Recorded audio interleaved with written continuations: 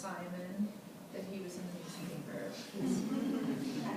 Seemed like the thing to do when I went to visit. I go down there from time to time, and I still continue to work on workshops. So, you know, again, there's ongoing work in terms of active learning, having the robot ask questions. Sophistication of motion is also ongoing. And there's also a new robot that, whose name we would be calling Simon's cousin, although there was recently a competition. And for this one, we wanted it to be similar to Simon, but a little different. So we played with a different shape for the ear. The mechanics actually were being created by Mecha this time, and so it's actually a different mechanism in there that uses pulleys for some of the motion, so it looks slightly different.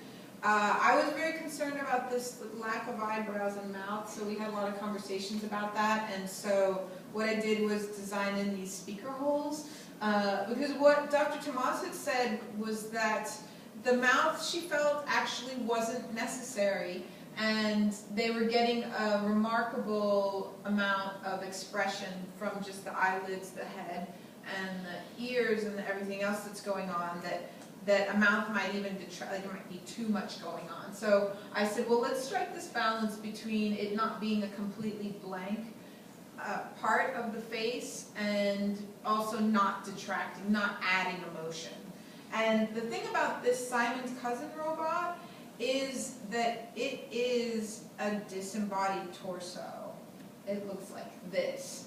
The idea behind this is that it can do a lot more experiments. It can actually be on the ground with kids and manipulating objects. It doesn't have to be behind a table. It can be scooting around the room. But of course, to me, as a designer, I kind of gasped at this. This is a very frightening type of entity to encounter.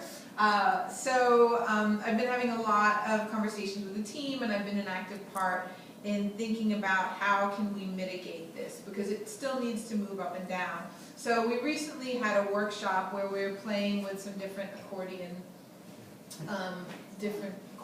type mechanisms. How might we have this body? Although I spoke to a friend recently who said, I have a fear of jacking the boxes. So,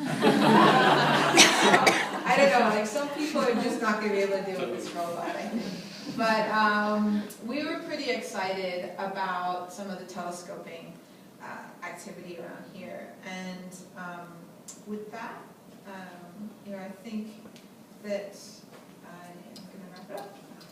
And I think we have time for questions.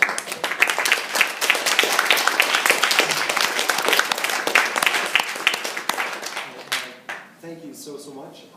The way we do it is we're gonna have about 15 minutes of questions and answers from the audience, and then feel free to help yourself to wine, by the way, as we're doing this, and then we're gonna just flow freely around the room, and Carla and Nick are gonna stay for a little while.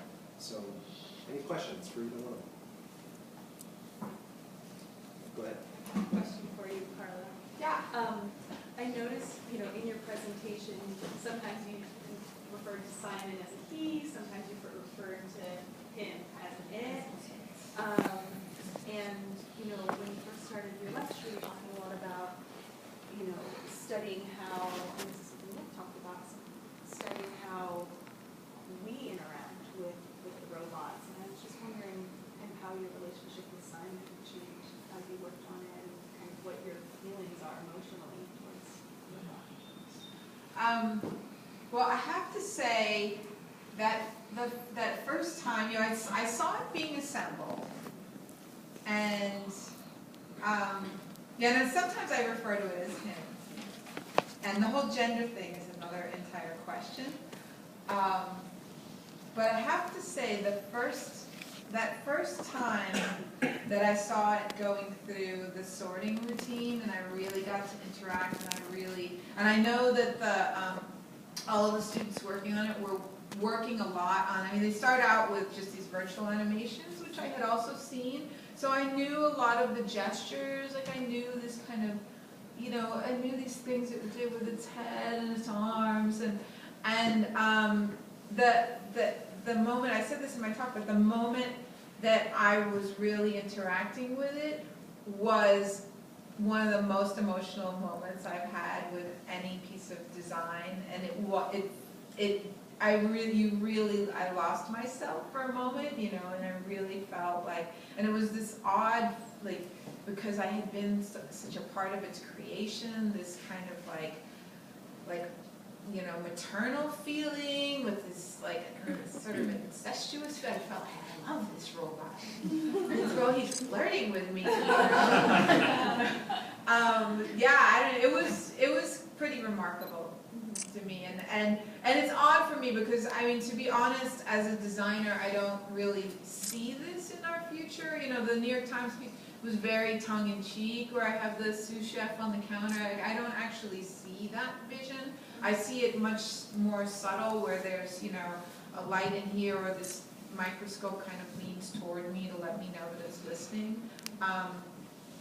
But boy, meeting Simon was really incredible.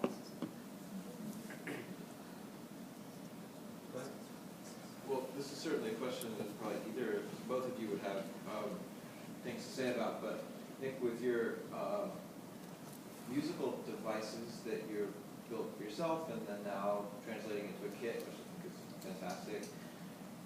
One thing I do notice, and you know, if you listen to some of that early automated music making, there's a mechanistic quality to it, and especially with music and with things like facial expressions, nonverbal communication, it's so subtle and we're so used to the way humans do it. And I noticed with some of your drum actuators too, like it has this sort of, it looks like a lever, a mechanical lever hitting a drum, and at least I feel like I can hear it being more mechanistic than, let's say, a drummer would be with a drumstick in their hand. Are you trying to integrate more of that nuance that a human being would imbue into that, or do you like the more sort of binary way that it is? Sure, yeah.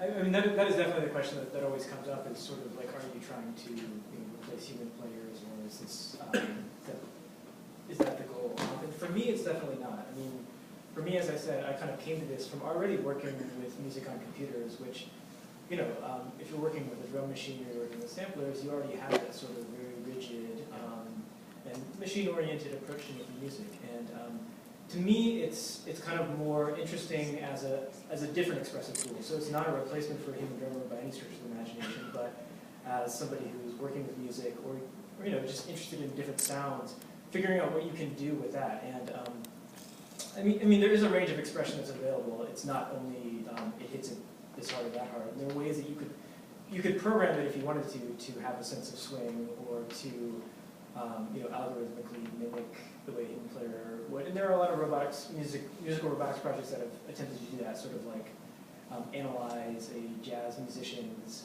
body of work and, you know, algorithmically translate that into a program that can play like a musician. For me, though, I think, you know, the example of Conway Mancuro just kind of taking the player piano and pushing it to its own limits, but still letting it be a machine, and not trying to have it sound like a human player, is the most exciting. Just kind of exploring new possibilities for that.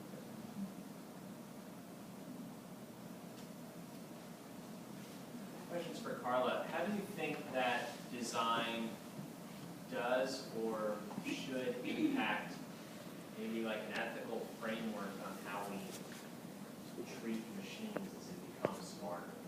You know, microwave doesn't work. You kind of smack the side of it to see if something jiggles into place and it works, but Simon is a little bad hitting him on the side of the head.